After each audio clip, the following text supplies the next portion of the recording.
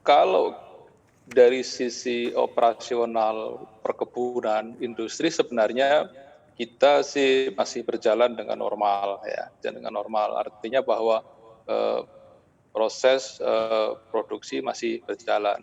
Namun memang kalau kita lihat dari sisi perdagangannya, kalau terutama kalau kita lihat data Januari lah, karena data yang sudah kita rilis Januari ekspor terutama mengalami tekanan yang cukup berat karena Januari ekspor palm oil dan turunannya itu sebenarnya turun ya, dibanding tahun lalu turun sekitar 30%.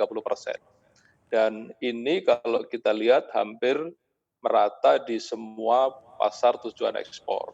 Baik tidak hanya India tapi juga Cina, tapi juga Amerika, Eropa, semua mengalami penurunan. Jadi sisi ekspornya kita mengalami tekanan karena memang permintaan dunia dan pasar ekspor kita mengalami masalah lah dengan wabah virus ini.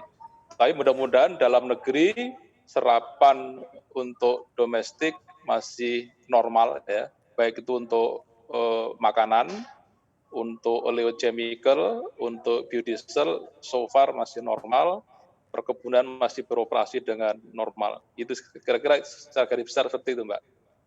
Oke, sebelum kita bicarakan serapan domestik, saya ingin ketahui lebih jauh terkait dengan pangsa pasar ekspor. Ini kalau saya lihat data dari Gapki ke Amerika Serikat kita terkontraksi 64%, China 57%, India 22%, kita melemahnya kemudian ke Uni Eropa 30%.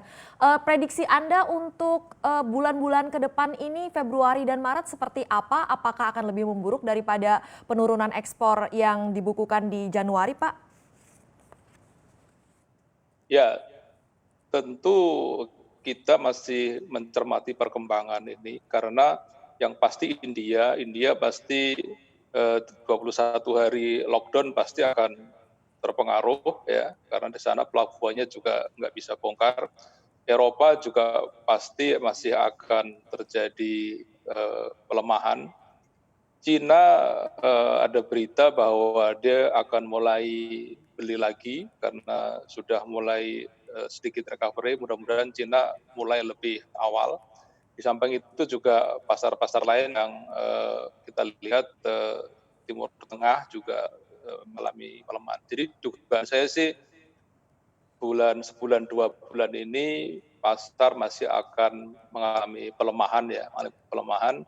Dan oleh karena itu kita terus mencermati perkembangan ini supaya tidak terjadi penurunan yang lebih dalam lagi dalam harga. Oleh karena itu kita juga akan terus melihat terutama pasar domestik seberapa kita bisa terus dorong sehingga pasar domestik harusnya tetap menjadi salah satu penyeimbang lah di tengah pelemahan pasar global yang kita hadapi sekarang ini.